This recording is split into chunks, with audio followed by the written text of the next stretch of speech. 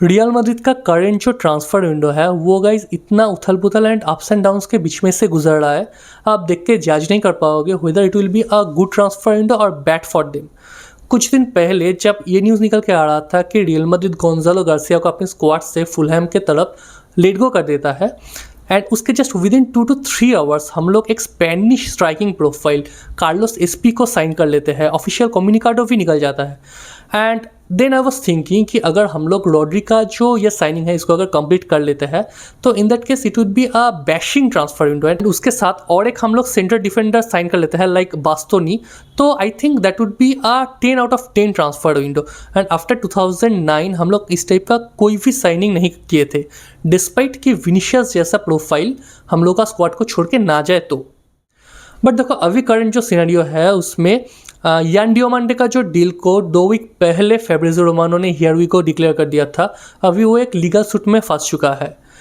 डियोमांडे का जो farmer agent max ग्रेडेल वो एक ब्रीच ऑफ कॉन्ट्रैक्ट का बेसिकली एलिगेशन ला रहा है डियोमांडे के ऊपर। डियोमांडे ने उसका कॉन्ट्रैक्ट को ब्रीच करके रॉक नेशन के साथ नया एलाई बना लिया है, and behalf of Diomande Roc Nation ने रियल मैड्रिड के साथ डील किया है।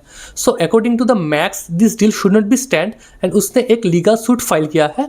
एंड अब देखने वाला चीज़ ये है कि ये जो डील है ये कब तक कंप्लीट हो पाएगा, एंड सच में ये डियोमांडे रियल मैड्रिड में आएगा या फिर आरपी लाइप्जिग में ही रह जाएगा। ऑन द अदर हैंड देखो जो रॉड्री का साइनिंग हम लोग सोच रहे थे कि जल्दी जल्दी कंप्लीट हो जाएगा, वो टाइम लगने वाला है क्योंकि clearly shows that Manchester City is waiting for other club to join in the race. According to the report Manchester City Rodri के लिए 75 मिलियन मांग रहा है जो रियल मैड्रिड शायद नहीं देगा, तो ये डील भी जल्दी जल्दी फाइनलाइज होते हुए नहीं दिखाई दे रहा है। एंड फाइनली जो मेन कंसर्न है that is departure of Vinicius junior. और करंट जो विनिशियस का वैल्यू है दैट इज 140 मिलियन, एंड इस समर आर्सेनल ये वैल्यू पे करके विनिशियस को लेके जाता है, तो financially well and good for Real Madrid. But ये जो लेफ्ट विंग पे एक वैकेंट क्रिएट होगा वो रियल मैड्रिड को चलती सीजन में प्रॉब्लम पहुंचा सकते हैं। ऑन द अदर हैंड अगर हम लोग मान लेते हैं कि रियल मैड्रिड को छोड़ के विनिशियस जूनियर इस समर विंडो में नहीं जाता है, एंड अगर कॉन्ट्रैक्ट भी एक्सटेंड नहीं करता है, तो in that case real Madrid will be in big trouble. क्योंकि देखो ये सीजन में आफ्टर दिसंबर 2027 का जनवरी में विनिशियस जूनियर फ्री हो जाएगा कोई दूसरे क्लब से नेगोशिएट करने के लिए, एंड 2027 का समर विंडो में ही could leave Real Madrid at free of cost.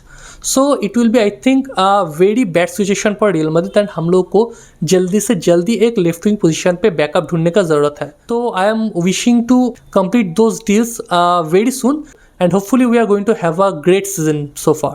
Thank you.